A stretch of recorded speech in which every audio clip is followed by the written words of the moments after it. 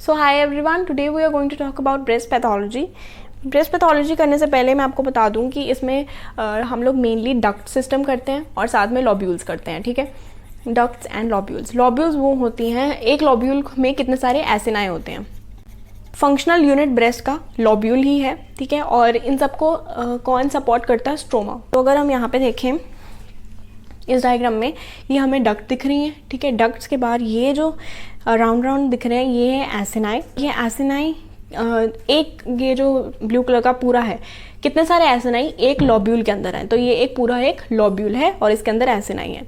अब इसके सेल्स की बात करें तो ये जो ब्लू अंदर है, these are the luminal cells, और बाहर जो ब्लैक आउटलाइन है, ठीक है, those are the myoepithelial cells. तो ये दो टाइप्स के सेल्स होते हैं इस पूरे लॉब्यूलर और डक्टल सिस्टम में। कौन से? एक तो luminal cells, they are columnar cuboidal in nature, and जो ब्लैक कलर के हैं they are myoepithelial cells. ठीक है, मायो एपिथेलियल सेल्स का फंक्शन है contractile function, they eject the milk out, so they are contractile in nature. Myo means muscle. ये दोनों epithelial type के ही सेल्स हैं।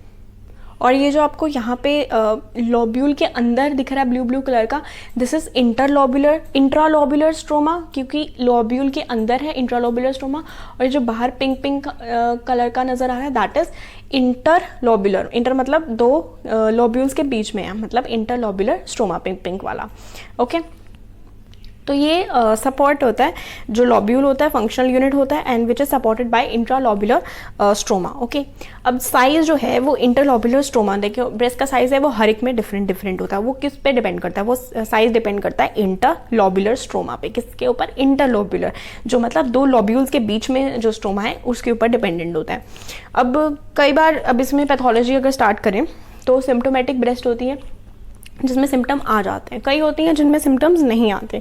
जिनमें सिम्टम्स नहीं आते तो उनके अंदर कैसे डिटेक्ट हो सकता है? क्योंकि सिम्टम ही नहीं आए तो ऐसे होता है कि mammographic screening, obviously mammo means mammary gland related to that, and graphic you have to screen that. ठीक है, ग्राफ से हम स्क्रीन करते हैं एसिम्प्टोमेटिक पेशेंट्स में। तो कई कंट्रीज में इसको ऐसे ही यूज़ किया गया है, तो उसमें यूज़ करके हमें पता लग सकता है कि एसिम्प्टोमेटिक में भी कईयों में प्रॉब्लम्स होती हैं, तो उससे इरेडिकेट हो जाता है कार्सिनोमा का रिस्क। अब जो इतनी सिम्प्टोमेटिक ब्रेस्ट होती हैं उसमें 90% से ज़्यादा, मतलब ऑलमोस्ट 90% जो है वो बिनाइन केसेस हमें मिलते हैं। That is a good thing कि कार्सिनोमा इतना ज़्यादा नहीं है, 90% इज बिनाइन। और सिम्प्टोमेटिक हम बोल रहे हैं, सिम्प्टोमेटिक का मतलब ऑब्वियसली कोई सिम्टम शो हो रहा।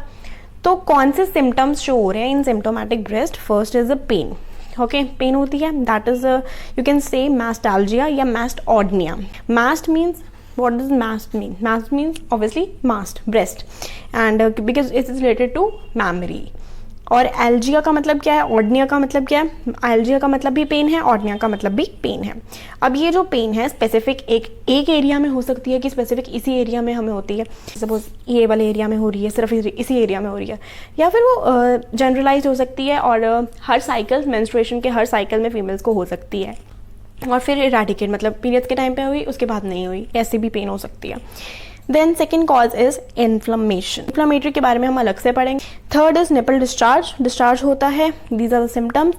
और ये सब चीज़ें हम लोग अपने एक एक बिनाइन डिजीज़ में पढ़ेंगे कि इसमें ये फीचर्स हैं, उसमें बिनाइन में हम इन सबको एड्रेस करेंगे। लंपीनेस हो जाना थोड़ा, that is a normal thing, that is diffuse nodularity. Diffuse मतलब हर थोड़े एरिया में, ये नहीं कि सिर्फ पर्टिकुलर एरिया। डिफ्यूजली मतलब ऑल ओवर नॉड्यूलैरिटी से हो जानी, दिस इज नॉर्मली ये होता है। लेकिन पाल्पेबल मास अगर बन जाए वो लंपीनेस, तो that is a serious benign condition.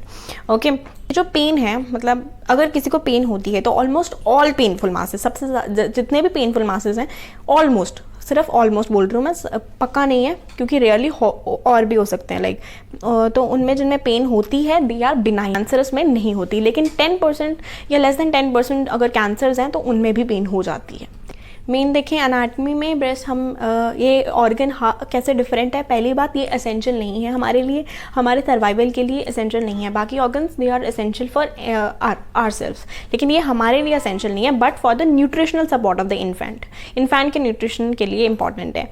और ये थ्रू आउट लाइफ इसमें चेंजेस आते रहते हैं, मतलब मिनार्ड में एक्सपेंशन होगी, ठीक है, मिनार्ड मतलब शुरू होने से पहले, मेंस्ट्रुएशन, प्रेगनेंसी के टाइम पे अलग इसमें चेंजेस आएंगे, रिग्रेशन होगी लॉब्यूल्स की ओल्ड एज में जाकर, मतलब ये सारे थ्रू आउट लाइफ इसमें चेंजेस आते रहते हैं। ऑलराइट, अब ये जो पाल्पेबल मास है उसमें क्या होता है कि 95% हम बोलते हैं बिनाइन ही होते हैं, और जो बिनाइन होते हैं ना उनका जो मास होता है अंदर वो सर्कमस्क्राइब्ड होता है, मतलब एकदम अच्छे से उसकी आउटलाइन हुई होती है। लेकिन अगर हम बोलें कि ये कैंसर है तो कैंसर की इरेगुलर सी होती है। इरेगुलर क्यों होती है? क्योंकि उसमें से तो सेल्स ने डिफ्यूज़ आउट करके पता नहीं कहाँ कहाँ मैलिग्नेंसी क्रिएट करनी, कहाँ कहाँ जाके उन्होंने मेटास्टेसिस करना, ठीक है। तो वो एक जगह प्रॉपरली अरेंज नहीं होते, तो एक जगह अगर हो तो दैट इज़ बिनाइन, और अगर सर्क्यूम एकदम इरेगुलर सा हो दैट इज़ कैंसर। तो यहाँ पे देखो ये बिनाइन कंडीशंस हैं ये वाली, तो कितने प्रॉपरली अरेंज्ड है, मतलब है तो ये बिनाइन ही लेकिन एक ही जगह है। ये इन्वेजिव लिखा है यहाँ पे देखो, ये बिल्कुल इरेगुलर है इसकी बाउंड्री, ये एकदम सर्कमस्क्राइब्ड है लेकिन ये दोनों ही इरेगुलर है। और जो इनर ल्यूमिनल एपिथेलियल सेल्स हैं दे प्रोड्यूस मिल्क, मैंने आपको बताया था ल्यूमिनल सेल्स होते हैं और एक मायोएपिथेलियल, तो वो जो ल्यूमिनल सेल्स हैं इनर वाले दे प्रोड्यूस मिल्क। लास्ट जो है इसमें है गायनेकोमास्टिया। गायनेकोमास्टिया होता है मेल्स के अंदर, मेल्स में स्ट्रोमा, दोनों ही स्ट्रोमा और एपिथेलियल सेल्स का लेवल जो है वो इंक्रीज हो जाता है। पहली बात मेल्स में होना है, दूसरी बात इसमें दोनों ही लेवल जो स्ट्रोमा पड़ा और एपिथेलियल सेल्स पड़े दोनों का लेवल जो है वो इंक्रीज हो जाएगा। क्यों होता है? इसमें हार्मोनल इम्बैलेंस होता है, जैसे कि ईस्ट्रोजन या एंड्रोजन जो है उसका ऊपर नीचे होना, ठीक है। उनके अंदर भी ईस्ट्रोजन बनता है, तो ईस्ट्रोजन का या तो ज़्यादा इंक्रीज हो जाना या एंड्रोजन्स का कम हो जाना, तो इन दोनों में से कोई भी फैक्टर हो तो that is gynaecomastia which stimulate the breast tissue, तो वो ब्रेस्ट टिश्यू को स्टिमुलेट करता है।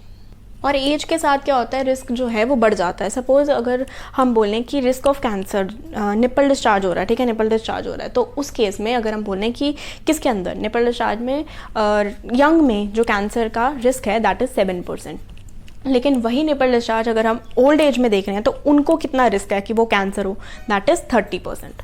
तो 60 ईयर्स वाले बंदे में देखें तो उसमें सेम जो हमारी सेम सिम्टम है, उस सेम सिम्टम का रिस्क कि वो कैंसर हो that is more than in young people. Okay, so old age is more aggressive. Okay, so next video हम लोग इन्फ्लेमेटरी कंडीशंस को पढ़ेंगे।